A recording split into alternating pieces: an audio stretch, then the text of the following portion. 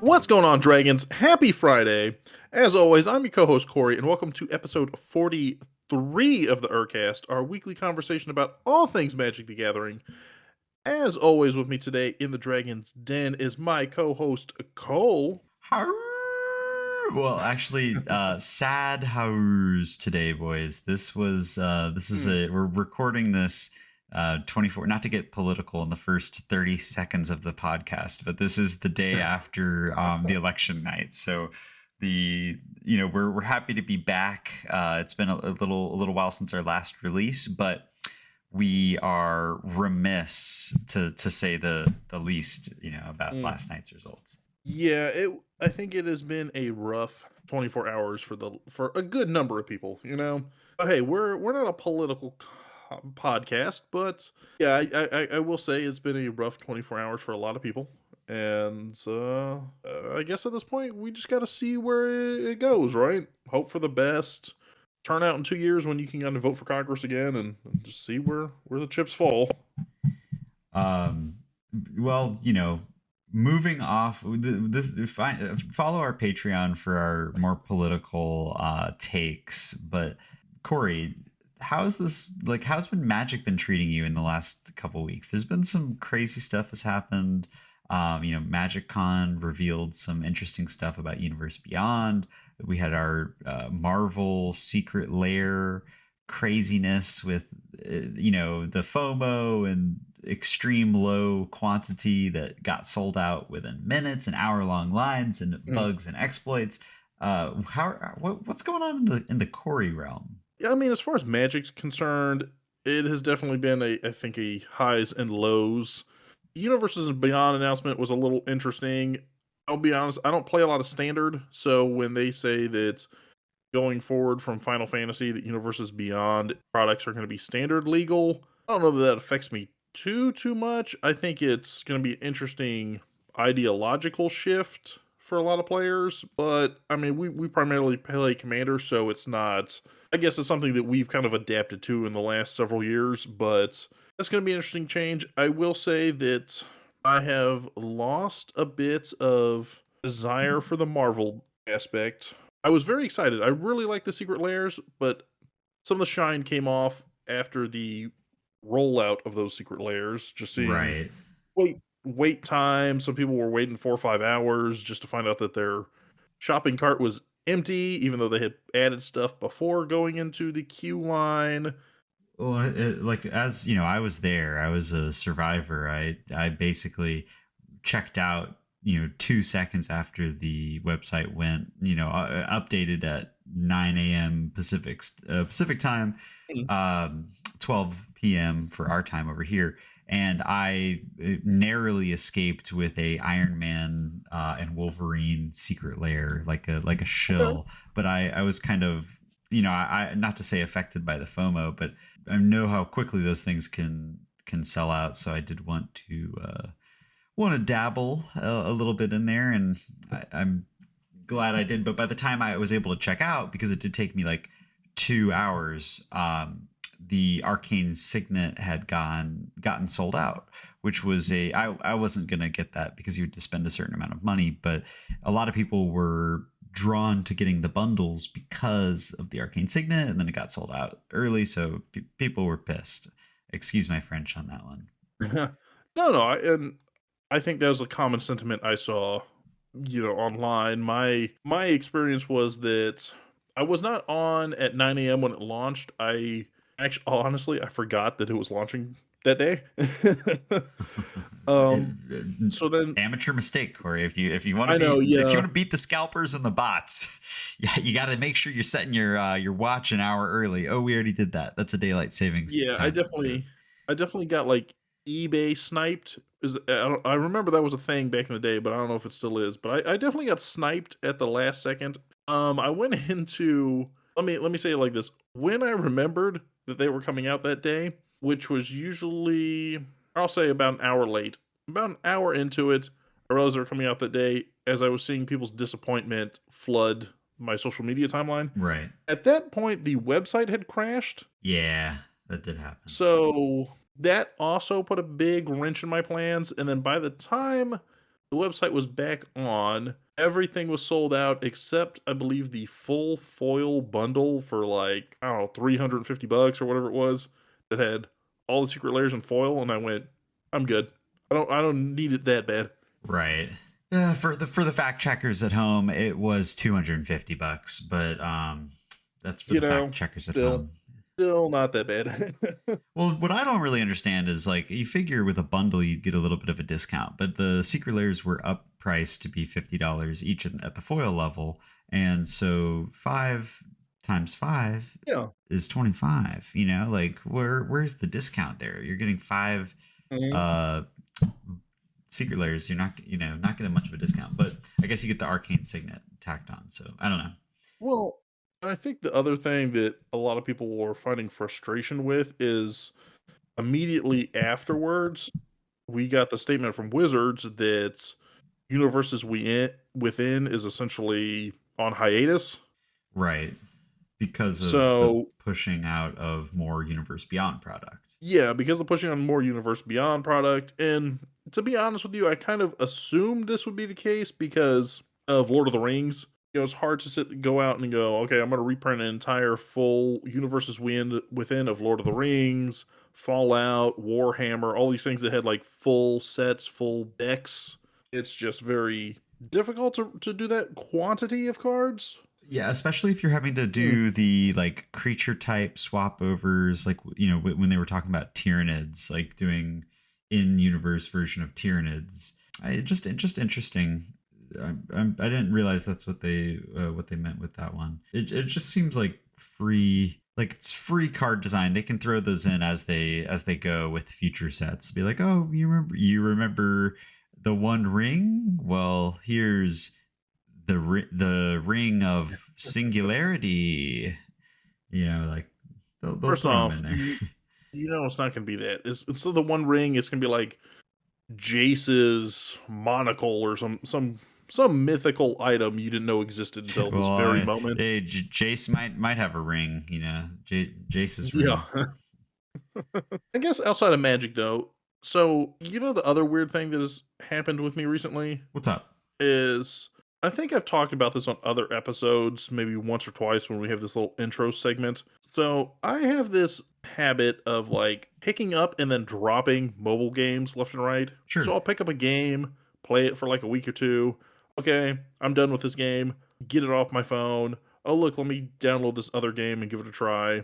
Is- So I recently downloaded two mobile games, Okay. Pokemon TCG Pocket Oh man, he's plugging them. Okay, and and this other game. I'll be honest, I don't remember what the name of it is off the top of my head. I think it's like Conquering Nations or something like that. But essentially, it's like a Risk spinoff. sure. So you kind of build your little army and then go around and take over territories and whatever. And I got somewhat sidetracked when we were looking into this episode. So I was going to make this joke about there being from these games.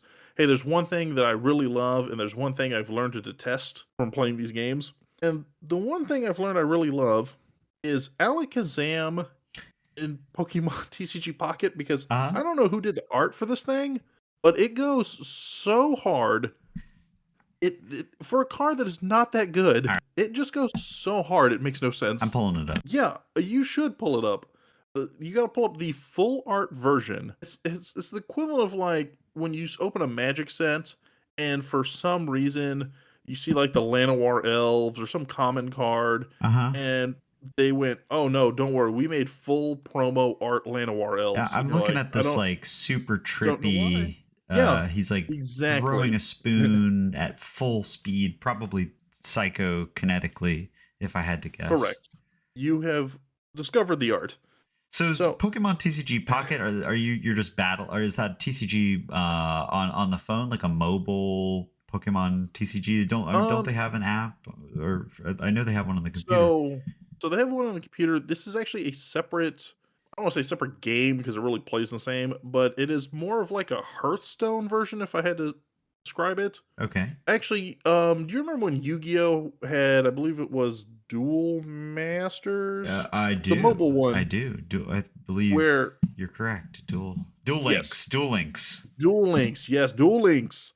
So you remember how Duel Links was like a watered down version of Yu-Gi-Oh! In the sense like Yeah, you only had 3 spaces for creatures and 3 spaces for spell traps, stuff like that? right. And it was This is older kind stuff too, of a little yeah, simplified. this is kinda similar for Pokemon. So it's a lot of like they made new cards, but they're very Gen 1 Pokemon cards. And instead of you having like 6 prize cards to win, there's only 3, and your deck's only 20 cards deep instead of 40 or 60 or whatever it is for the actual game. I think it's 60. Sure. The games tend to play faster because in Pokemon, I don't know how versed you are in the Pokemon TCG. Vaguely. Okay, so in Pokemon, for those of you guys who don't know, the main gimmick is you play your Pokemon and you have to attach energy, essentially like your version of mana in Pokemon. You attach energy to the card, and they have different costs per the attack. So Pikachu might say it needs 1 electric energy to do this attack, but 3 electric energy to do this more powerful attack. And you can only So the way place they've one energy per turn, similar to Magic, right? Yeah, you can do 1 energy per turn with the exception of there being, like, added effects that let you ramp.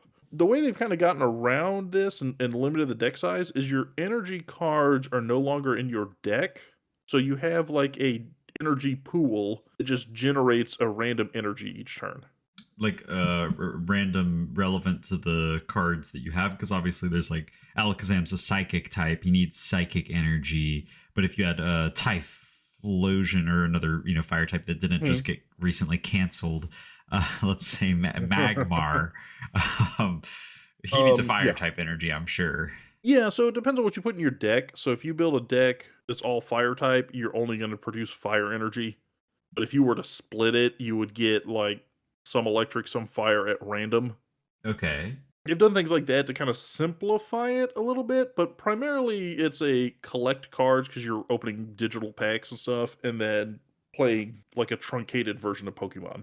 But is the fun part about it cracking the cardboard, or the pixelated cardboard? Because Yeah, pretty much. They also fall into the thing where if you crack 5 or 6 of them, you can, like, fuse them together to get better borders and holographic foiling and stuff like that. okay, all right, you're getting So you can, crafty. like yeah, you can, like, upscale your collection.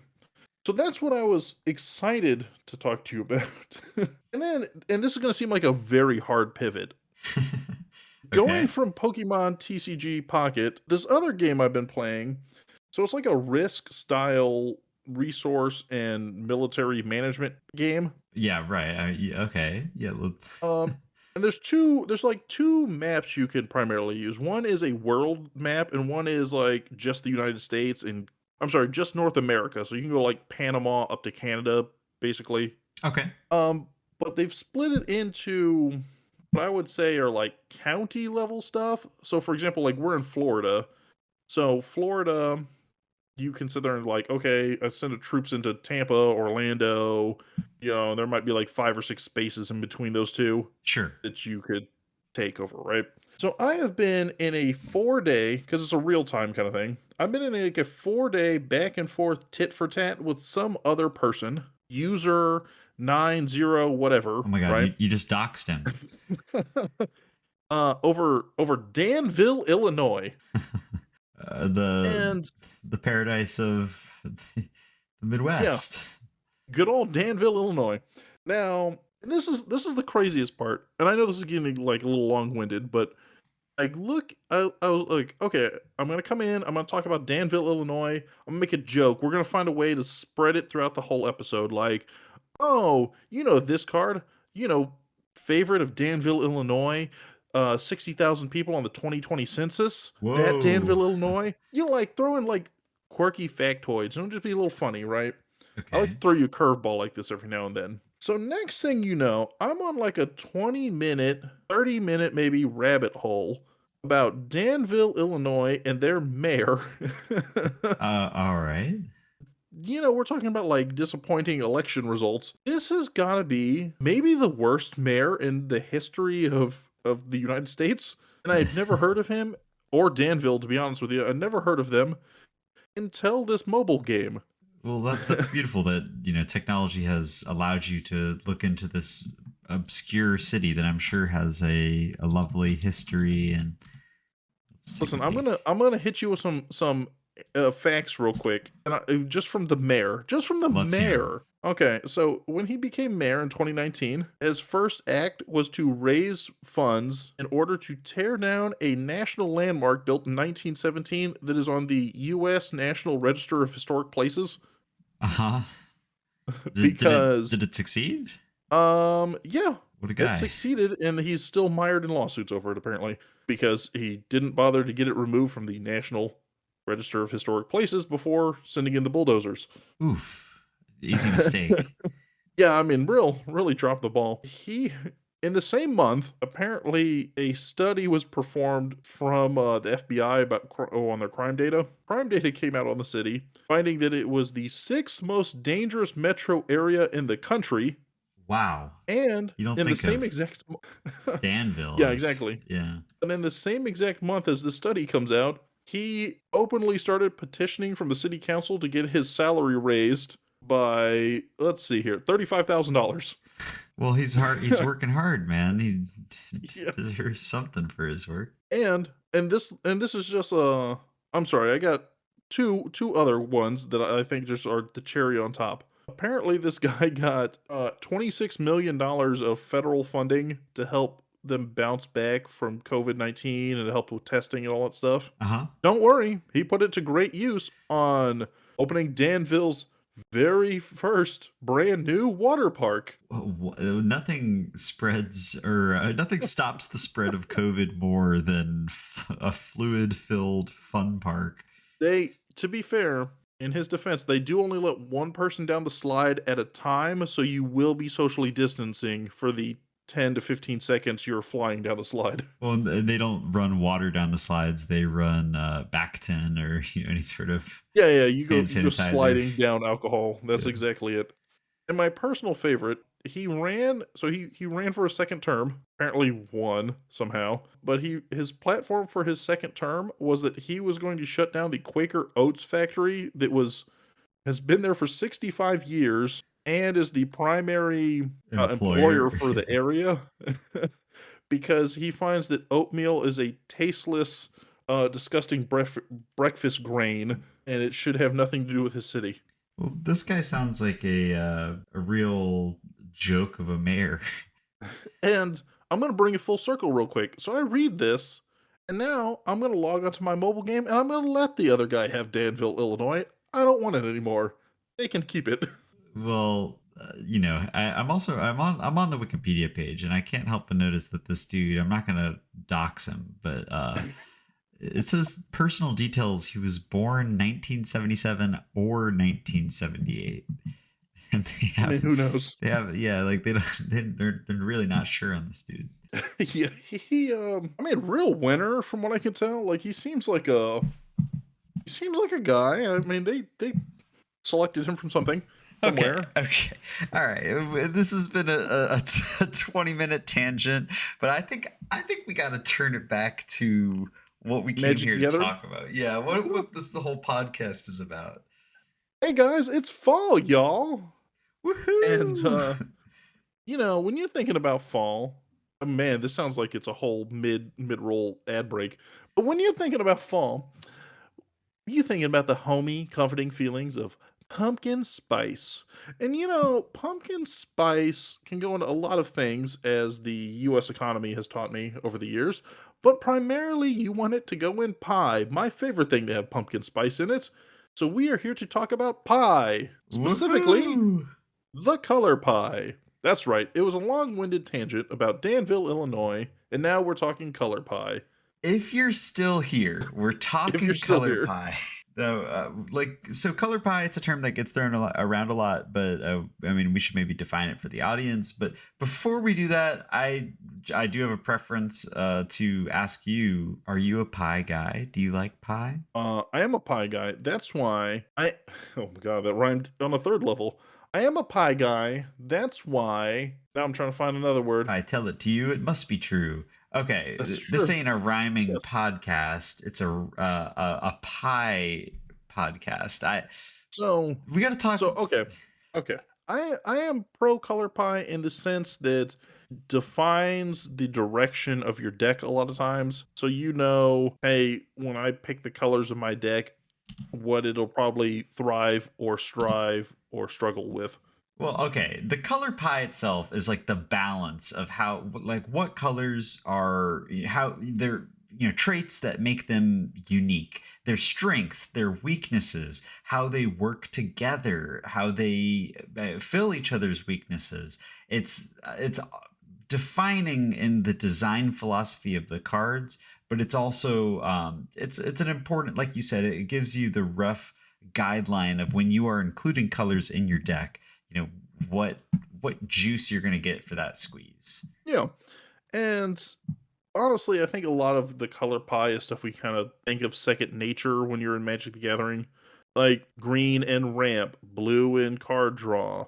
These are just things that we don't think about anymore because they've been so ingrained in what that color does. So when you think green, you automatically are like, oh, it ramps and I get big stompy creatures. They have trample, that kind of thing. When you think black, you're already going, okay, it has death touch. I'm going to spend my It life for can resources. Yeah, I must spend life for resources. But on the flip side, I feel like you also already know what it's going to struggle with. Like if you're building that black deck, you're already sitting there going, getting rid of enchantments is going to be a real bear.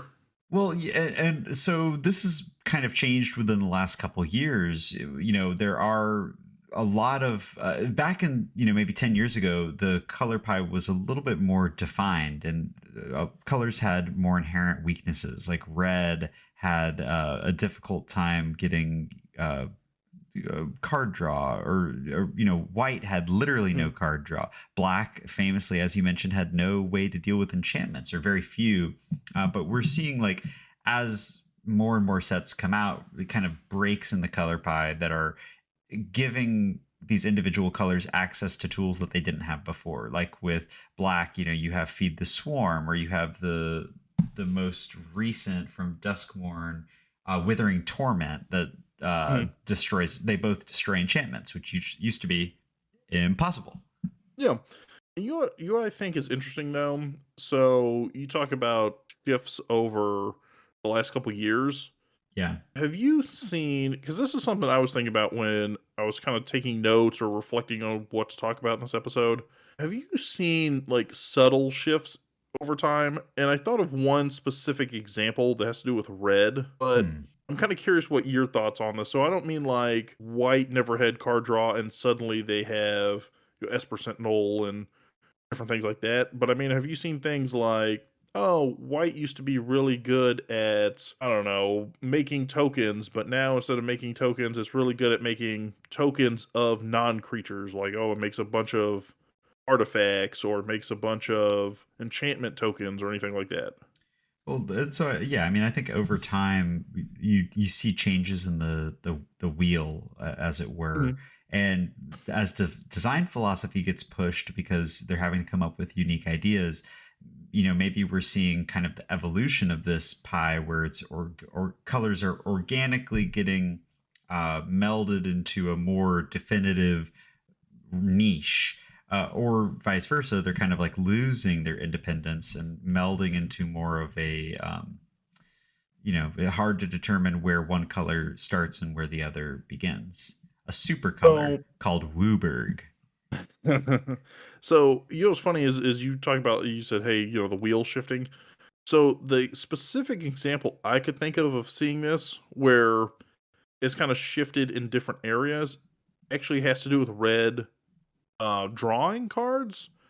So Izzet has traditionally been like your card draw commanders. Like you see Niv Mizzet, um, 2/3 of Nekuzar, stuff like that, where it benefits off of drawing more cards. But red historically card draw had been wheels. Or And looting. now you see a lot more impulse draw, I think, in recent years, whereas the Yeah. wheels themselves have kind of, I'm not gonna say they've gone extinct, but you tend to see one or two wheels to every 10 to 15 impulse draw kind of cards. Yeah, and you think about like faithless looting, which is kind of an older, or it's been around for quite some time now. Like looting Mhm. there's always been this explosive element to it, but they're kind of experimenting. Like, and I remember playing with the non-dungeoneering Grenzo, the one that exiles cards off the top, and being like, Sure. holy moly, this gives my Krinko deck a way to reliably,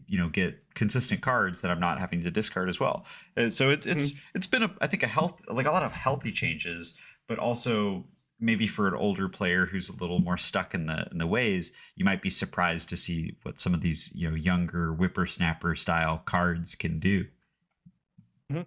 I don't know, like, I think a good example is Prosper. As far as, like, Prosper exiles you a card at the end of your turn that you can play until the end of your next turn, but it gets weirdly deep into your deck for a Rakdos commander because those are traditionally two colors that you weren't thinking of, like, oh, here's my classic black card draw or my classic red card draw.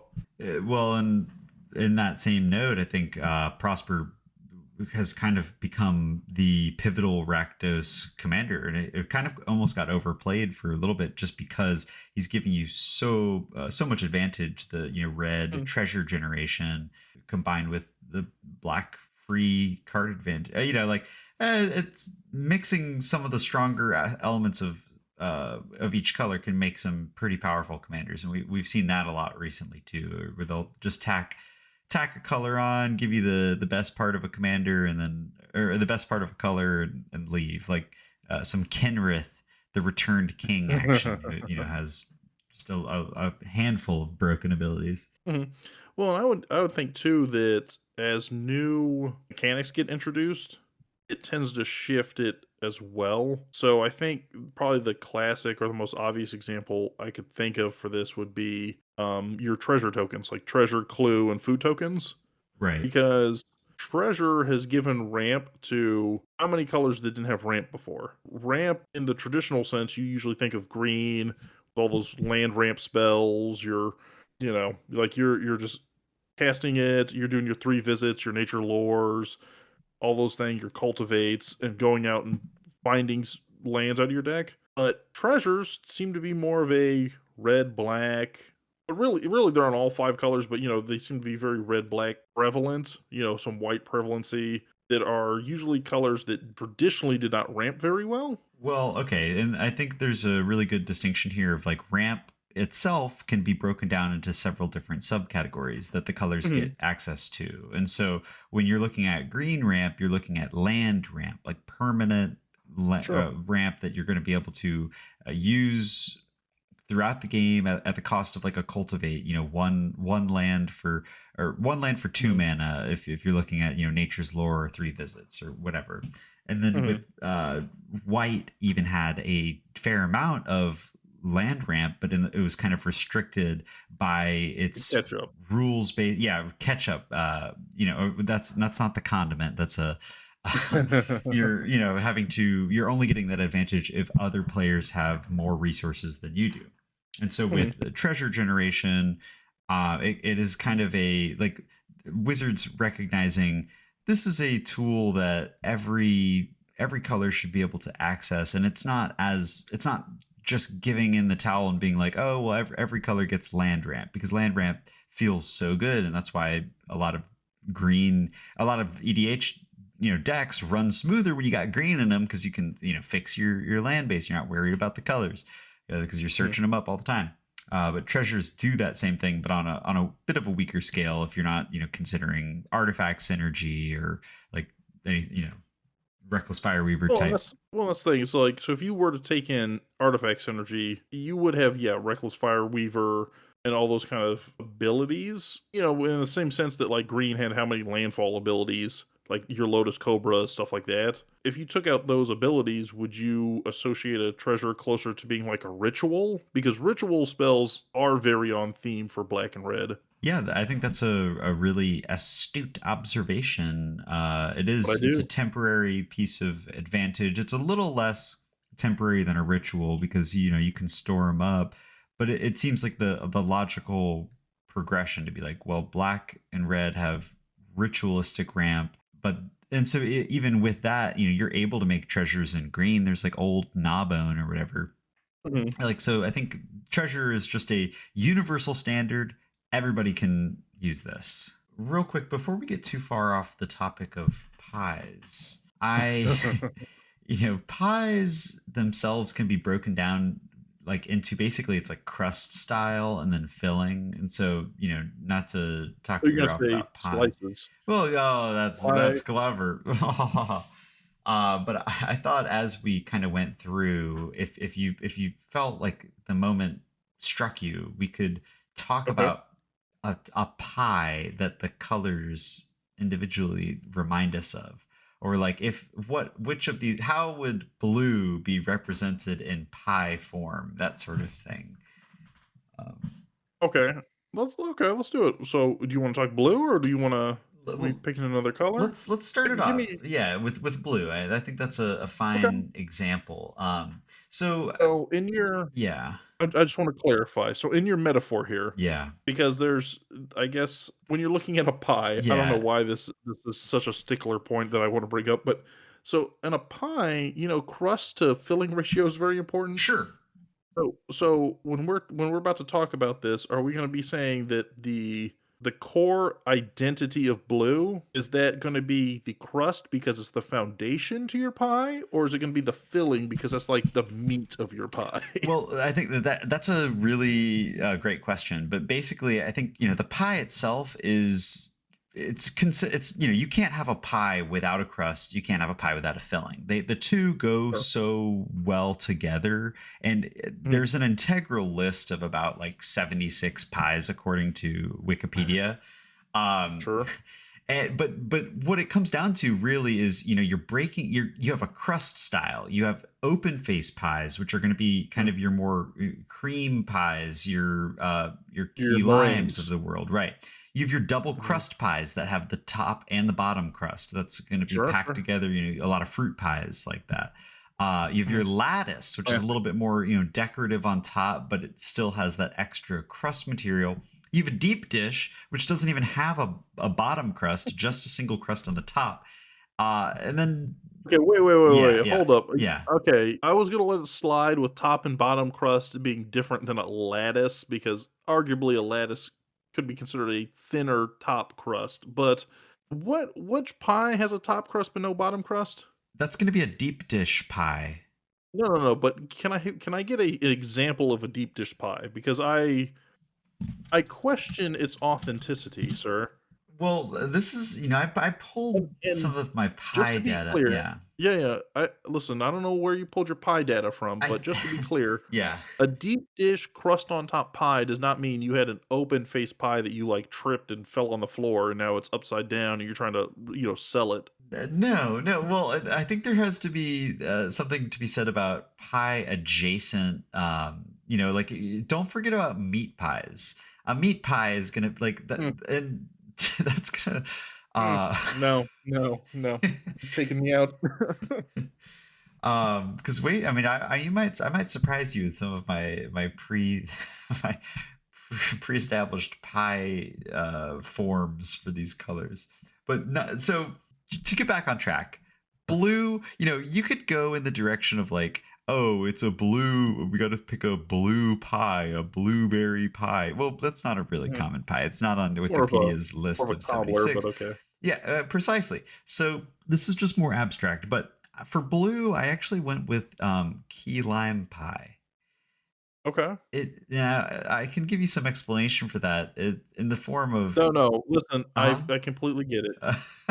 It's because blue, it's a tangy and acquired taste that some people love and other people hate. And some people hate the people that love it. I get it. Wow, 100%. I Blue is a don't key lime pie. I don't feel like key lime pie is that polarizing. I don't think some people hate it. I think it's Well, I'll be generally honest well with you, received. Uh-huh. I love key lime pie. I That's adore key lime pie. okay, good. My Uh-huh. partner, very leery of key lime pie, and I don't think she trusts me when I'm eating key lime pie. I think she side-eyes me a lot, Well, much like when I honestly, play blue. it sounds like the best case relationship scenario, because any key lime pie you have in your fridge, you Safe. basically get free access to, yeah, without having to fear it getting smaller. Um, Mhm. but so I said that key lime pie is like it's light, it's airy, it's kind of whimsical, like blue. It's zesty and it doesn't play by the rules of traditional pies, like or in Magic. Like it's not a normal pie. It's a pie that's served cold. In blue, you have the great draw and removal. You have all of your hits. The graham cracker crust connects with the meringue, if you will, in a way that gives you the best of both worlds. It's sweet and sour. Just like playing against someone who plays blue. I got you, 100%. I do like how you mentioned that it's served cold, just like the revenge of a blue player casting counter Nice, spell. nice. So, while we're on the topic of blue, maybe we should discuss it from a non-pie perspective. But Mhm. to So, like yeah, pizza. like pizza, sure. But looking at the official like MTG color wheel, it's Mhm. logic and technology. It's about resource efficiency. You want to like optimize your turns and outwit your opponents by having a pool of resources like counter spells or bounce spells or card draw from numerous different uh, sources that allow you to consistently draw on opponents' turns. Sure. But so there's a mechanical breakdown of the color pie. And so this isn't necessarily definitive of the color as a whole, but it's going to be more so like if you're making a card, if you were a Magic designer, there's some rules that you have to play by. And obviously those change. This isn't perfect, but Mark Rosewater posted this pretty integral list of each of the colors' primary, secondary, and tertiary abilities. Primary is going to be stuff that you see all the time. It's going to be in every set. It gets pushed because you see it so often. It's a So, powerful like, effect. your green has trample kind of thing? Sure, or like Okay. white with vigilance, but it goes beyond just like keywords. You kind of have effects in here, like white excels in damage prevention. White excels in the ability to destroy enchantments. Flicker as like a concept rather than like just necessarily keywords. Mhm. So now there's a lot of like overlap because you might think of flicker and be like, well, what about blue? I mean, blue has a lot of like phasing is almost Sure. not necessarily a flicker, but blue has a lot of returning to the hand. It's like a similar. So there's a secondary category that's going to be like an ability that shows up on a regular basis, but it's not as often as the primary, and usually it's going to have some set of restrictions. So a good example that Mark uses in this is red secondary in flying, but you're only going to see that on dragons and phoenixes and other integral red Right. creatures. Yeah, so just so I understand it correctly, so they're designing the card, okay, we're making a dragon. All right, it's going to have flying on there, as opposed to they go in with white and they say, okay, so we're going to have X amount of birds or angels or whatever. Like, hey, this set needs a flying white creature, a flying blue creature. Well, in terms of like designing the set, I feel like that's a little out of my wheelhouse. I don't know how they decide how What? many flying creatures that they want, but You didn't it talk to Mark? definitely has gameplay implications. But it also means like you're not going to see death touch on a white creature just because there are things that are primary to each color that are somewhat Mhm. restricted to those colors, even if they're seen in a different form with another color. Like Sure. red having the ability to take extra turns in the form of final fortune effects. It's like, well, blue is really going to be your extra turn taking spell or spell color, but red Mhm. has a But shot at the champ there with a couple of yeah, with small. some hoops. Yeah. Okay. Yeah, I mean that makes sense because I think that goes back to what we were talking about with card draw a little bit, where blue you see a lot more like heuristic study effects, like hey, you're going to be drawing a bunch of cards, don't you worry about it, versus impulse draws or something where you're putting in an exile and you've got a time limit on how much time you can play it, or you're doing a lot of rummaging or looting effects where you're going to discard. Yeah, and then or for instance, like green draws cards through playing creatures primarily, or like cards that Mm. care about creatures' power and toughness. So you're always going to have have these things in other forms, but it's not going to be primary for every other color. Sure. And then lastly, there's the tertiary set of abilities. So these are only ever seen occasionally, uh, not every set, but you're going to see it, over time. If you're looking at 30 years of Magic the Gathering, you might see a lot Mm. of like, first strike black knights that are paired against mirrored white knights. Like in a set, you'll see little gimmicks like that playing on the tertiary Right. themes, but they're Well, if not like there's a consistent enough that you could build an EDH deck around it. right, so if there's like a flavored need for the set, this might pop up, but it's not a every set expect to see the Black Knight pop up. But if we're in, a night themed area, Well, yeah, and so vice versa. This actually also works with when you're making a multicolor card, or when you see a card mm, that is, for instance, like white and black. They, on this form, they discuss reach being a tertiary ability for white, but black does not have reach. So if you made a white black card, black, it would not have reach because it's not going to mm, be able to get reach from its white half, and then where when like they need to have some sort of overlap sure. to make a card that's not breaking the color pie completely. Right. So, but whereas, let's say, like, your white card can't have Death Touch, but if you did a black white vampire, they might go, all right, it has Death Touch because of its thematic need and the fact that it's a primary black ability. Oh no, we'll know that they likely would not have What? Oh, well, no, that they, yeah, you're right, you're right. That it's, they can grant, if it's a primary ability, they can grant it to another color, but you're never going to see that at like a tertiary level. Sure. Yeah. Okay. I mean, that makes sense. Um, so I think this is a good time for you. Have you been thinking about any pies for any of the other four colors? Well, I'm pretty. I mean, I'm pretty hard up on this key lime business. Let's can you talk red? I feel like we're talking about red, impulse draw, I feel like chaos. here's the thing. I think red would have to be one of those pies. It's like you don't really know what you're gonna get. Ooh.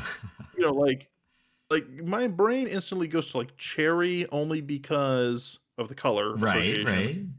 right. But from a thematic standpoint, I almost feel like it goes with apple a little bit because there's a vast difference depending on what apples they put in the pie, Sure, sure. and you don't know until you take the first bite. I think you typically Because want a Granny Smith for a pie. yeah, but what I'm saying is I've had apple pies that are very tart before, and I've had some that are very sweet before, and some people put cheese in the crust, and some people don't, and it's just a roller coaster ride, and I think that kind of layers itself in with the chaotic nature of red because a lot of red tutors and card draw and stuff like that are going to be dice roll, coin flip, discard a card at random, or discard the card before you draw the card so you don't know if you're upgrading or downgrading your hand before you see the next resource. Dude, I gotta tell you, I love that thought process, and I also went cherry. I went for this isn't even a pie; it's a cherry cobbler, Uh-huh. because it's bright, it's flavorful, it's tart. Obviously, the red helps, but the flavor is almost chaotic, especially when you fucking oh, you gotta wipe that off the pot. I don't curse on the podcast. Slam dunk a dollop of vanilla ice cream in there, and like that's going to give you an emotional response, like when you're Mhm. playing the passionate red fiery exile spells. Okay, I think we've established blue and red. Work with me here a little bit on white because I'm thinking white. White tends to be thematically a little ethereal, Interesting. right? Okay. Well, in the sense of like life gain, angels, small token chump blocky creatures, stuff like that. It seems to be a little more like it's not nitty gritty. You're not making a bunch of goblins or zombies or you're down in the muck grinding. It's supposed to be more of like the I protect myself, I pillow fort up, all that stuff. So I think you almost have to go for like a lighter, like a cream pie, like a meringue, like a Boston cream pie, something like that, where it's like a little fluffier on top. Now, I mean, what I'm about to say is going to go pretty much entirely Angel food cake? against your. That's not a pie. That's a cake, and we don't tolerate that kind of discussion. uh, but That's my own pie break right there as I start talking about cake. I went meat pie with this one. Like give me a shepherd's pie, a chicken pot pie. I want Mhm. a buttery, flaky crust. This is like, this is a corn-fed color. It's gonna have all the meat and potatoes. You're gonna have your removal, your strong evasive creatures, your ability to, this is a pie it's gonna fill you up. It's hearty. You can eat this as a meal. This Let's white see. can handle anything that gets thrown at it. It's versatile. You can put any sort of meat in there.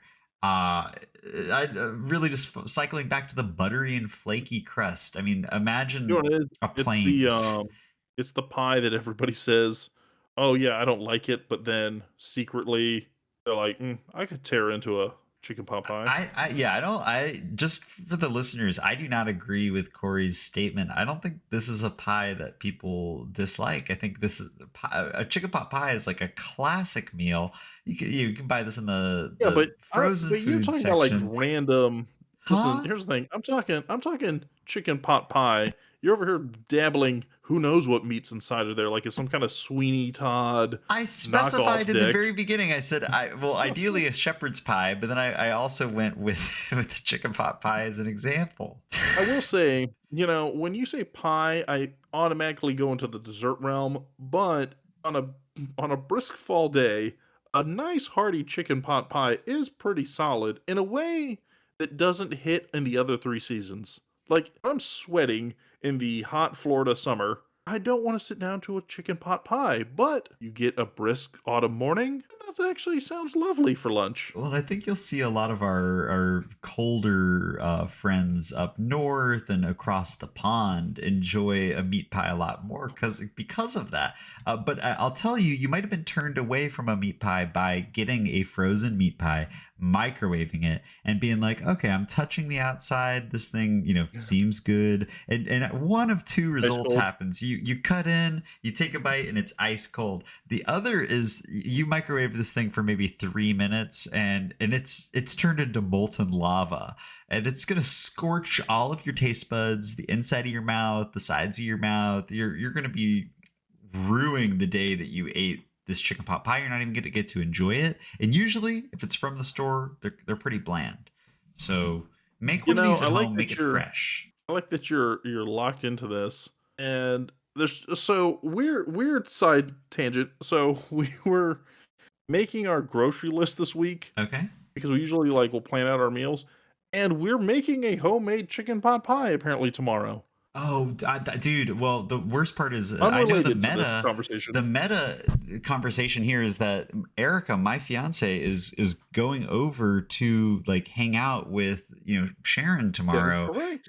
She's probably gonna get to try this chicken pot pie, and I'm the one whose stomach is rumbling because of the amount of pie talk that we've been. Mhm.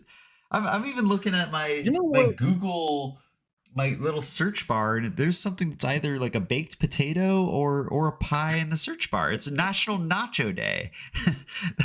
That makes What? perfect sense for whatever this is. You know A what's an na- underrated I will redeem the meat pie in this sense. You know what's an underrated meat pie? Have you What's ever up? had a Jamaican patty? Okay, I'll tell you, when I was searching through the Wikipedia of Mhm. pies, like that Uh-huh. was on it. I saw that the Jamaican patty pie, and it looks like a savory dish, but I Mhm. hadn't heard about it before. What? Tell me about it.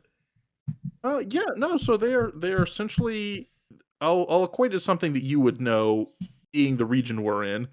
So, Florida, for those of you listening at home, has a big Spanish culture, primarily Cuban, but a lot of other kind of Caribbean influences, Mexican, Central South America. So there's a lot of Latin dishes in Florida. So the closest I would give an equivalency to that you would probably recognize, Cole, would be like an empanada. Oh, absolutely.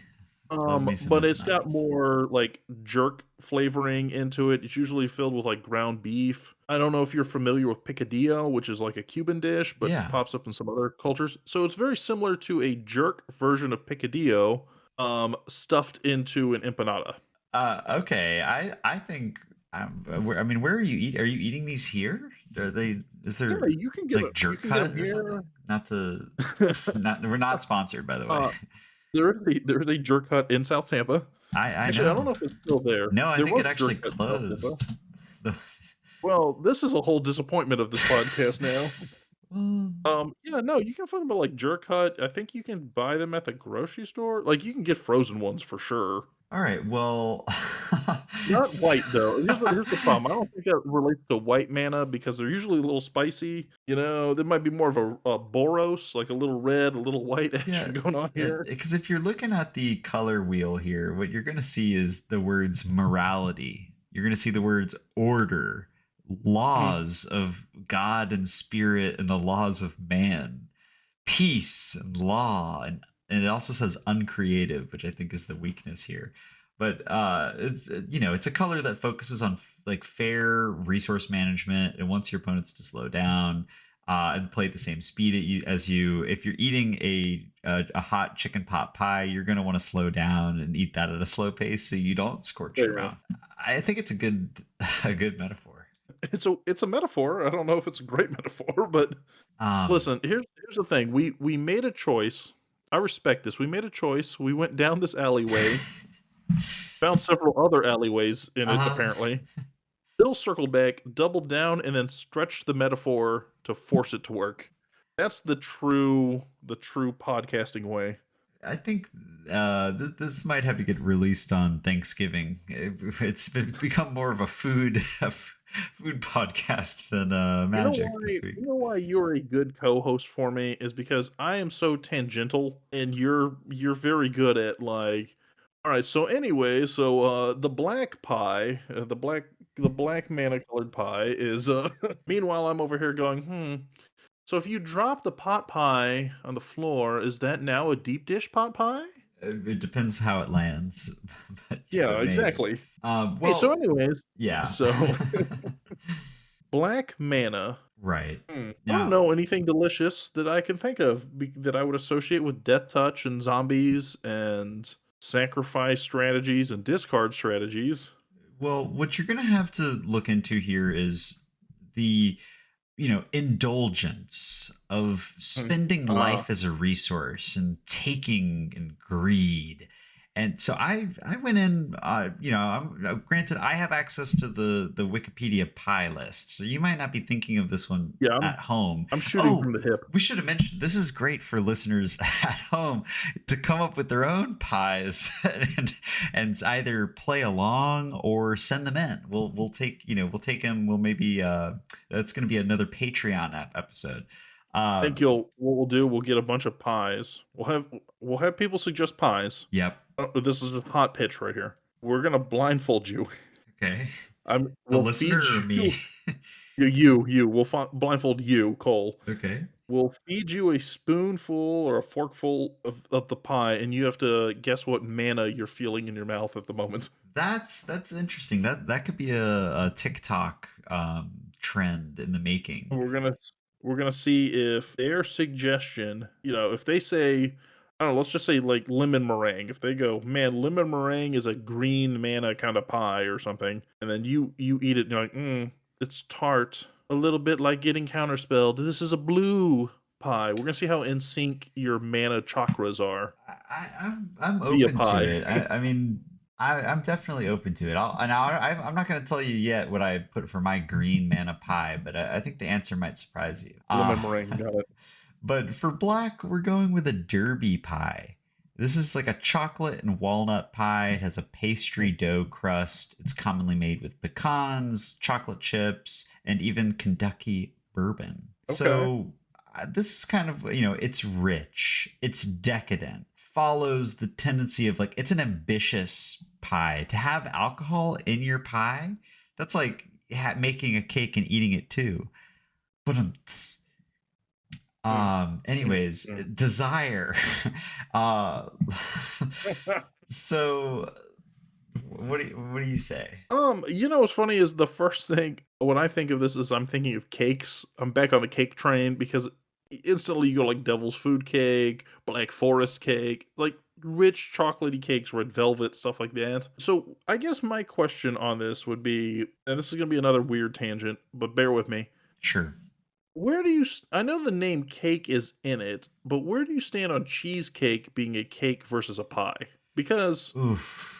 it's Yeah. got a lot of them have graham cracker crusts, similar to your key limes. They maybe don't have as meringue as a filling, but they do have a cream-esque filling. Well, so there's a word here. It's custard. Is now I think that's going to be wrong, but Mhm. custard is one of the four different filling types that define pies, which is going to be your fruits, your nuts, your custards, and your creams. See, but your custard is traditionally an egg-based cream. Well, I'm showing off my culinary skills yeah, here for a second. okay. Custard is traditionally an egg-based cream. Not cheesecake is obviously like a cream cheese-based substance. Well, it's so what I'm seeing here is soft, fresh cheese, eggs, and sugar. It may have a So crust made from crushed cookies, graham crackers, pastry, and sometimes even sponge cake. so if you'll allow, this is where I would say if you'll allow it, because Yeah. I would consider it to be pie-esque. If it's got the sponge cake base, maybe we can say it's a cake in that regard.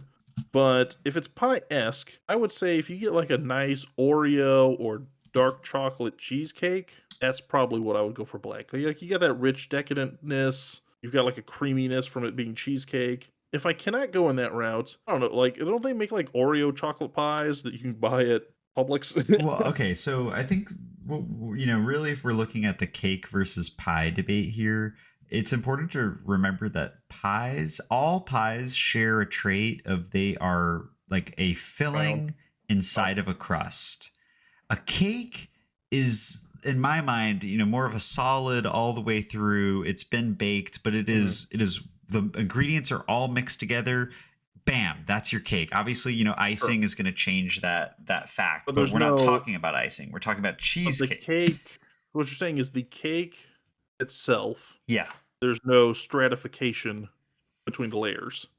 Whereas in a cheesecake or a pie, which I Mm. will die on the hill, I do think a cheesecake is a form A of a pie. pie because of that. Yeah. Mhm. Regardless of the consistency of the filling, it is a filling within a crust, i.e., a pie. So I is a agree with Pop you. Tart a pie? Maybe. So, but then all tarts would be pies, right? So all tarts, by that A logic, tart is certainly a miniature pie. I don't have any right? problem Because agreeing with that. if you were to take an apple pie Yeah. in theory and shrink it down to the size of a Pop Tart, would they not be the same? Assuming they had both top and bottom crimped crusts as opposed to like a lattice structure. I'm gonna consult the pie Wikipedia page for cheesecake. Is this going to be one of those Oh, things where we have a conversation and really all foods turn out to be pies because it's like, you know, but mashed potatoes are a cake because all the stuff is mixed together. so I'll tell you, cheesecake Hmm. does come up on the list of pies, tarts, and flans, which seem to all be kind of Okay. categorized together. That Wikipedia says a pie is baked or fried dish, which I don't know if that's true because certainly don't have to bake a key lime pie, which is usually made of a pastry dough casing that covers or completely contains a filling of very sweet or savory ingredients. Cheesecake is on here. It's defined as a cream cheese and pastry may come in a variety of flavors, and it originated in ancient Greece, if you would imagine. Well, there we go. It's settled. So I would go with a chocolate cheesecake. I think that takes the cake. That's gonna get I've my vote. I've done it, Cole. I've convinced the masses. They're all cheering for me in the comment section, I'm sure, right now. They're all cheering and then immediately unfollowing our podcast for Why are the numbers so low on this one? I'm starving, and they barely talked about Magic the Gathering. This is ridiculous. So, I mean, at this point, we only have one color left to define it as far as pie types go. So, I feel like we'd be leaving the listener on a little high and dry, or pie and dry, if you will, if we weren't to Mhm. confirm. I'm just gonna say it: pumpkin pie. It's hearty. It's rich. Gives you strength. It comes from nature. A gourd grows. It becomes pureed. It's returned to us, i.e., the earth. It's Mother Nature in a crust. That, no more, no less. I don't know. Drop mic. I'm gonna top you. I'm gonna top you right here, right now. Sure. You're from the South, Cole. I mean, that's debatable. Florida is southern, Yeah, but I yeah. don't know if we'd call it the South. Florida, Florida is, as I believe everyone in Florida has ever put it, the most northern southern state there is. It depends on where you're Uh, at, but Central Florida, certainly, we're very. yes, Central Florida, very certainly. But I'm going to take your pumpkin pie and I'm going to go pumpkin pie adjacent with something a little more rustic from the earth. Okay. Sweet potato pie. Oh, that's It is a more. staple Thanksgiving Mhm. dish. It is more of a southern flair, but I mean tubers are more in the earth than the pumpkins that sit on the earth. I like it, Little, dude. It's a yeah, root. It's a root. it's a You're eating a root, root. That's green. but same exact reasons. I think it's earthy, it's hearty. Some people can make it a little sweet by putting brown sugar on there. You Oh, know, you slam some marshmallows on that thing or whatever. oh yeah. Phew. If you guys, so I'll say this: if you guys are from a northern or Midwest or Central or whatever kind of state, the South takes Thanksgiving and they go, "How can I ratchet it up to 10 with the sweetness?" And they don't stop at 10. They crank it up to 11. This is a staple I think I've seen at every Southern Thanksgiving table that I've not seen outside of the South, which are candied yams. Uh-huh. Where it's literally a yam, marshmallows, brown sugar, butter, raisins. I want to say is in most of it. Yeah, yeah. And you're like, well, and there goes my teeth. Thank you. They're just gonna rot right out of my gums as we speak. It's worth grabbing a dollop. You'll want a dollop of that on your plate. I Mm. like it when it kind of mixes with the meat. Gives the meat a little, sweetness, or mashed Yeah, but it's potatoes. like Slam that in there. it's like a go-to in the South. But I tell you what, I've talked to relatives that don't live in the South. I've talked to friends that don't live in the South, and they no clue. Absolutely, they're like, "What are you talking about?" I'm glad that's kind of a Florida man dessert. Like, I don't think that one needs to escape. It's probably Yeah, better for that to stay down here. yeah, pretty much. All right, so I'm going to ask you a tough question, Corey. G- Give me a color in Magic that, like, are not your favorite, but what do you think you know the best? That I know the best. Yeah, not pie Um, wise, but color pie wise. did I know the best? I would. Yeah, that was a tough one, I'm huh? gonna say red right now because I've always been a Grixis kind of player, and I've recently gotten on this like kick of doing mono red decks. Not for myself, but I've been just making a bunch of mono red decks for people in my life. So I think red is probably the one I'm the most recently versed in. Okay, so how about we play a game?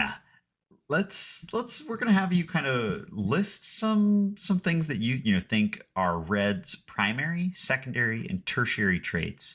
And if you get them Okay. right, you win. And if you get them wrong, you owe me money. We'll put the stakes on this one.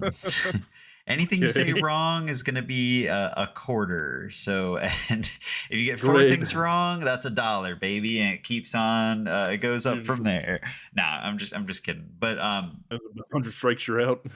yeah. So this will just be, I think, an interesting task. But to give you an example, there are about 30 topics under Oh, jeez. red primary. We're not going to do all of them, but Okay. you just list some, and I'll tell Like, you if they're here. okay. So what you want? Let's do like 3 or 4 primary, and then I guess once we've covered one, we'll try and delve a little deeper on each one. Yeah, maybe let's Okay. start off. Just give me some keywords. Okay. So keywords in red, Yeah, haste, I think jumps out. Perfect. probably first and foremost. I would probably say, and I know that it's sort of a white equivalent one as well, but I would probably say First Strike is on there. Absolutely. Okay. Yeah, maybe three more. Two or three more. That are primary.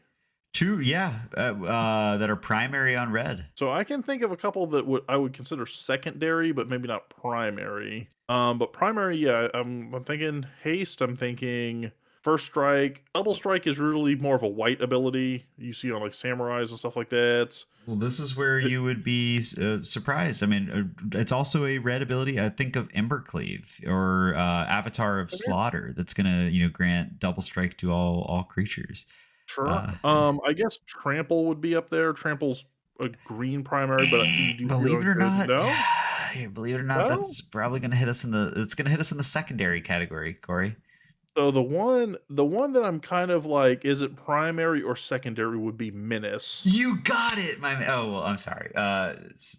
Go on. Yeah, so Menace is the one I would probably say is primary for this and secondary for black, if I had to guess. I can double check on that. You're absolutely correct. It is primary for red, and then Mhm. looking at black here, it is not secondary for black. What? There's a It's bunch of black primary for Monate. black. Oh, okay. Well, there we go. Okay, so you gave me some keywords. We have double strike, first Okay. strike, haste, menace. That's going to be all of them. These color pie, things can be as simple as we have spell copying, which is going to be a lot of those fork effects or redirection of Sure. spells, like that sort of thing. But then alternatively, you might also have. I'll throw you an easy bone. It's artifact destruction, like the ability to blow up artifacts. Sure. That's Raids and stuff integral like that. red. Okay. Yeah. Okay. So conceptually, primary red stuff I would have to say would be obviously anything aggro, so multiple combats is probably on there. Oh yeah. Extra attacks. Yeah, extra attacks. I would have to say that any kind of impulse draw, so like your looting effects or your wheels. Precisely. I'm gonna say treasure is probably a primary for it as well. Absolutely. Treasure creation, artifact Mhm. tokens. They do have some good cost reducers for spells, but that's kind of shared with blue. Or is So it overlap? one that's here that I think you're kind of talking about is instant and sorcery Pinging. triggers. It's a lot of things that Oh, happen when you cast oh, instant or magecrafts and sorceries. stuff. I'm gonna also say pinging is probably on there. Like your Phew, the pinging is not on here. what? There's no tap to ping? There's probably There's like no red. a direct Hey. damage. I mean, direct damage is kind of going to be the big one, but pinging is not in itself a. What about? I know damage multipliers have got to be on there. Your city on fires, your Yeah. furnace of wraith, stuff like that. So that's a great list. I mean, to hit up some others that you missed, maybe like land destruction, Sure. mana production rituals. We talked about that earlier. Goad, like things that make Goad, creatures yeah. attack, forced combats, polymorphing, like exiling stuff and revealing until you find a thing of that category, and Okay. kind of some like Punisher effects, like whenever mana barbs sort of maneuvers. You think I would have thought of that considering I have an entire deck that's like group slug? Absolutely, but it's like tell me 90 of your favorite bands or whatever. You're like, I know Sure. 90 bands probably, but it's gonna take me a few minutes to think of everything. Well, So so then as far as like secondary ones, so yeah. which was an ability that came to mind that I was like, is a red ability, but I don't see it as being primary because it doesn't pop up every set is like dash as a keyword. That's a great call. That is not on here, but I think that was a miss because that's definitely a red, keyword. Yeah. You got your Ragavans, and there's several other ones that kind of come out dash, Blitz pop back to sort the of hand. Yeah, maneuver. Yeah, blitz. yeah. So Um, equipment, I would say is probably red too. Equipment is red or white. well, I'm gonna hit you with In the building. most equipment is What? colorless, so it's not on Well, here. yeah, but I mean, you know what I mean. It's like equipment decks are typically in a Borosi shell. Absolutely, absolutely. So I don't know we how got deep are some we going on this. we got a couple that we already talked about. We have trample. We have Mhm. in secondary, we have flying in secondary. That's going to be your dragons. Uh, Mhm. we have in secondary, there's casting spells out of your graveyard or from your graveyard with, flashback or sort of that, Sure. uh, returning your resources.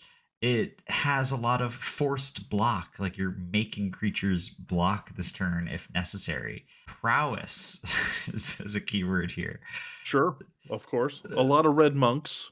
there are a decent amount of red monks. So okay, so we're kind of getting the idea of secondary, but then you take it one step, you get weirder. Where now? Do you think you can think of Weirder. any tertiary red effects? You're right.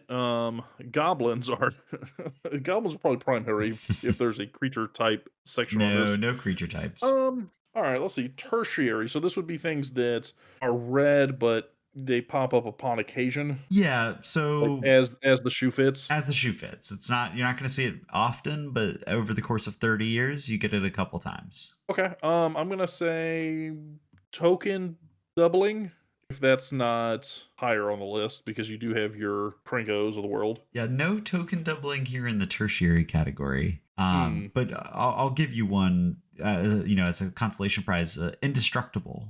And think about your, brash Okay. taunter type creatures that are dealing damage to themselves and flinging it Sure. back. Yeah. Oh, you know what's interesting? Okay, so then I wonder where Enrage would fall, if that's more of a green or a red ability. Well, Because a lot of the dinosaurs have it, and it is sort of straddling that line. yeah, well, I think it's probably secondary in both because you do see a lot of like mono red enrage cards and then a lot of green, but it's primarily dinosaurs. I think that's a dinosaur secondary ability. Okay, I'm gonna pick a weird one that I think is more of a black ability. Sure. It's definitely, I will say it is definitely more of a black ability, but I think it might pop up enough in red that it would blip on the radar. Yeah. Mass. That you are that's a great point. But I think this is a little less in depth. It doesn't include every keyword, but I think that is certainly tertiary, if not super or quaternary or whatever the next Yeah, yeah, yeah. yeah. And Panteri. I don't know. What do we got? Just to name a few, it's going to be your Lurgoyf effects, like creatures' power and toughness are equal to the number of cards in all your graveyards. Life loss as a cost, which is not primarily a black ability. Manipulating time and like ending the turn. Using protection, like fork effects, I would imagine. Mhm. Time walking, taking an extra turn, which we did mention in the run up on this one, and tutoring for lands, being able to search your library for land cards. There's a lot of like alpine, mountain guys that care particularly about mountains. I think all right. Let's wrap this on here for a second, because I know we're getting probably in the hour plus section of our podcast here. Yeah, this is an So interesting one for sure. this is an interesting one. So with all of these rules around pie, color pie, and how they kind of shape everything, over the years there've been a lot of pie breaks. So I guess where I would want to end this before we get into like question of the week, card of the week, that kind of stuff. What is a color pie break that has jumped out to you the most over the years? Like when you think, hey, this is a clear color pie break. Is there a card that stands out to you? Well, I mean, I personally, like when I first started getting into Magic, I was very into building mono black decks and just relying on really learning the ins and outs of the color.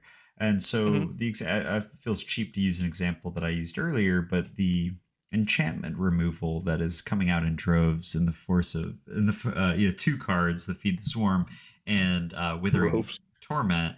Uh, Hmm.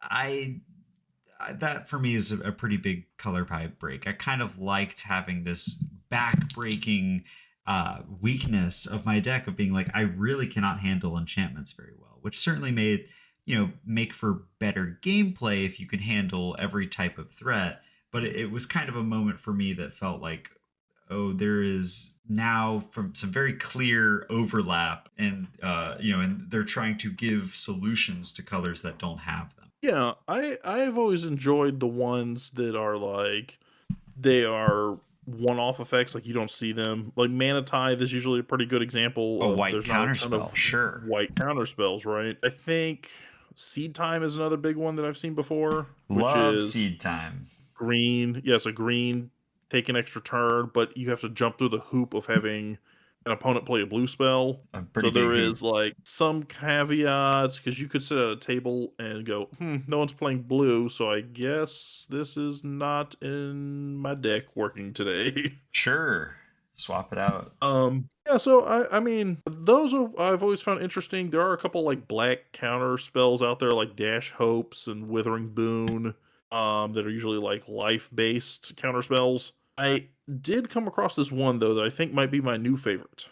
What you got? Like as I was looking at this, have you heard of the card Molten Influence? Molten influence. Is that the? It's like a wheel that deals damage to you if you have artifacts. No, That's it is molten psyche. it's a mono red counter spell. Okay. So it literally is counter target instant or sorcery spell unless its controller lets Molten Influence deal 4 damage to them. All One right. in a red instant spell counter spell. Very interesting. And if you're in a damage multiplier deck, I mean, you could have a City on Fire or Fire Emancipation out or any of those kind of effects, Torbrand, any of that, and go, hey, so either I counter your thing or you take 12 damage, 8 damage, whatever the case may be, based off of your multiplier. That's pretty cool. So you can, give them a bit of a dilemma. Yeah, it's do this or you're going to take a massive meteor to your life total. And if your life total's low enough, it's going to be a straight up counter spell. Well, that's a fun pie break. I know there's obviously like Tybalt's Trickery is kind of a similar counter spell in that regard, but it's something that you see very very rarely unless you're copying a spell in red. So I like that a lot. I do too. But I think that kind of brings us to the end of our little fall based discussion of pie and color pies. So we're going to hop into question of the week, card of the week. Let's do So it. Cole, I have a interesting question of the week for you. And I kind of liked it. I mean, of course I liked it because I put it out here. But this question of the week comes to us from Talkin' Tube. Okay. Great name. It's an alliteration. I love it already. Thanks, Talking But Tube. thanks for the question. But they would like to know, is there a deck you've taken apart because you weren't having fun with it, even though it worked really well? Huh. Yeah, I mean, I've taken apart a lot of decks. Okay, so one deck that I took apart that I not necessarily regret, but it was a deck that I absolutely loved and that I still have all the pieces for, and I'd be happy to rebuild. But basically, it's a Xenagos deck. It's basically a trample a kindred deck where all my creatures had trample and they're just hoping to get splashed out very very quickly and then given haste and plus XX with Xenagos, his ability that does that for one of your creatures. And so a bit of a scheme here is you're trying to hit people with Malignus very early on in the game, which is equal to half of the starting life total. But in in a Xenagos deck, it's going to get doubled up and it's going to smash somebody if they don't have blockers or if you're able to make it unblockable for their full life total. So I love this deck. It's for me very fun because I kind of enjoy that, like being the arch enemy, but it also has just smashed a lot of people really early and kind of been like, hey, sorry, Cory, you're going to be out of the game for the next hour and a half because somebody board wipes and I'm not able to bounce back from it. And sorry for taking you out on turn 5 or turn 4, but that's the way it went. So I've since taken that apart, and a lot of those pieces went into Erica's Rurikthar deck. Yeah, I think if you play the game long enough, everybody kind of has that deck where it's like, boy, this deck does the thing I want it to do, but either it's not fun for you or you look at the faces of everyone around the table and you realize, oh, like you said, you took one person out early, and then you realize that it's a Voltron deck or it's some kind of strategy that doesn't lend itself to bouncing back well. So you take out one person and then you're like, well, now I'm dawdling around for 30, 40 minutes trying to reset my board because, well, I can't be knocked out of the game. I can't win it either. There's a lot of decks that I think we've discussed in the past of being like, if this deck is doing its thing, then it means that nobody else at the table is able to do their thing. And so if your deck is like Sure. unfun, that's definitely a common cause of breakdown. And not to say that Xenagos was unfun or that it stopped people from doing their thing, but it was it gave pub stomp energy. So we took that one out of the rotation. Fair enough. So for me, mine's a little simpler because it wasn't one that I built. It's actually a precon was the first thing that came to my mind. Oh, nice. So I got the Chishiro precon back when Kamigawa came out, like Neon Dynasty, and the whole gimmick behind that precon is that you have to deal with modified creatures. So you've got some equipment in there, you've got some counter synergy, you've got some auras and stuff like that, so you can enchant things. But the whole thing is that you want to modify your creatures, and then it gives them counters and it powers them up if they're modified. The deck itself ran incredibly smooth out of the box, other than the fact that there's a printing error. So they actually put the box out with a not legal deck list. Right, it had two of the same filter land. Yeah, it had two, not Cinderglade, but it had two of the same. It was a filter whatever land. they are. Yeah. But the deck like did what it wanted to do out of the box. It's held its own whenever I played it. I just after a couple of games, I just didn't find it fun anymore because you realize, okay, this deck wants to get a lot of creatures out, and this one's gonna have an equipment on it, and this one's gonna have an aura on it, and this aura says at the end of the turn I add a 1/1 counter to it. And then the commander says I put 1/1 counters on all my stuff, and then so you spent half of your turn twiddling dice around, and it just felt very tedious, very accounting level magic as opposed to playing magic. It was Mossfire Valley, by the way. Was the card? Also, not a filter land. No, but you know what I mean. Yeah. Yeah, I totally can respect that. It's like if you're not having fun with it, then you got to break it down too. Like the deck does its thing, but it's not getting you hyped. It's just going to collect dust. Like take it out of rotation. But hopefully that answers your question. Thank you for leaving a question, by the way. So if you guys want to ask a question of the week, you can leave it out to us on any of the social media platforms. So currently we are on Instagram, Threads, Blue Sky. Unfortunately, there is an active account still on Twitter, for what that's worth. Um, obviously YouTube, Spotify, Apple Podcasts, any of those places you can shoot over a question of the week. So thank you, Talking Tube, for getting this one over to us. And if you have a question of the week, send it to any of those locations, and we will do our best to answer it as well. But Cole, card of the week. So I mentioned it earlier.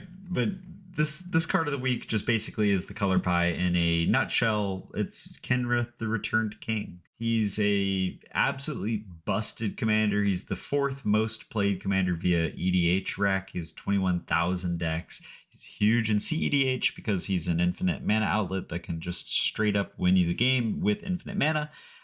He is a 5-drop 5/5 with 5 abilities. A legendary creature, human noble. You can pay a red and give you all creatures trample and haste until end of turn. So that's all creatures, your opponents, and otherwise. You can pay 1 and a green, put a 1/1 counter on target creature. Very green of you. You can pay 2 and a white, and target player gains 5 life, the quintessential white ability. You can pay 3 and a blue, and target player draws a card, the thing that blue players are always freaking asking you if you're paying the one about. And you can pay 4 and a black and put a creature card from any graveyard onto the battlefield under its owner's control. So you can reanimate cards for your opponents or for yourself. You can imagine in a pre-Dockside Extortionist world, this with a sack outlet and your opponent's having enough treasures is infinite treasures and then infinite mana, and then you can draw your entire deck and play your entire deck and then give all your creatures haste. It's a very powerful card, but it does everything the color pie wants to do. It does that in a lattice crust apple pie a la mode with ice cream.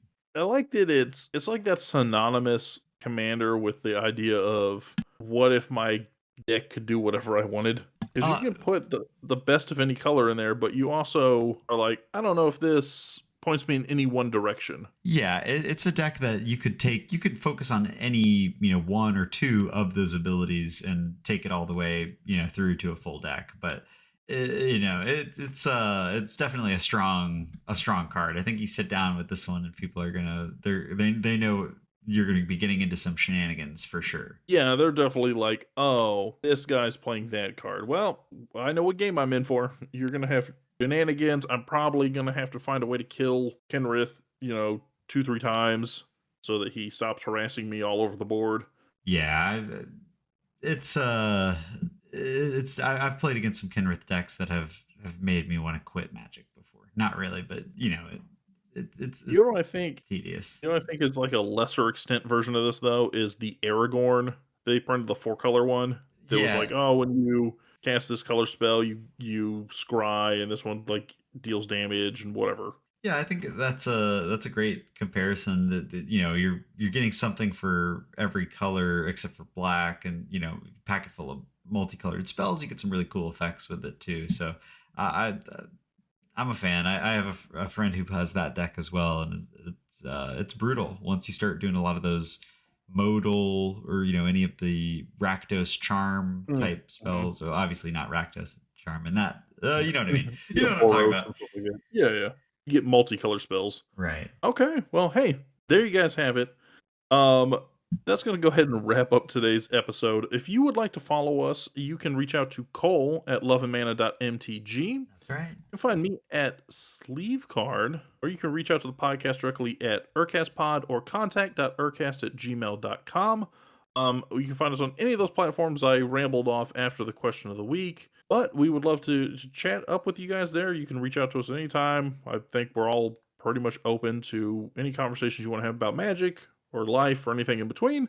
But thank you for making it to the end of the episode. Have yourselves a magical Friday, and we'll see you next week. Bye, guys.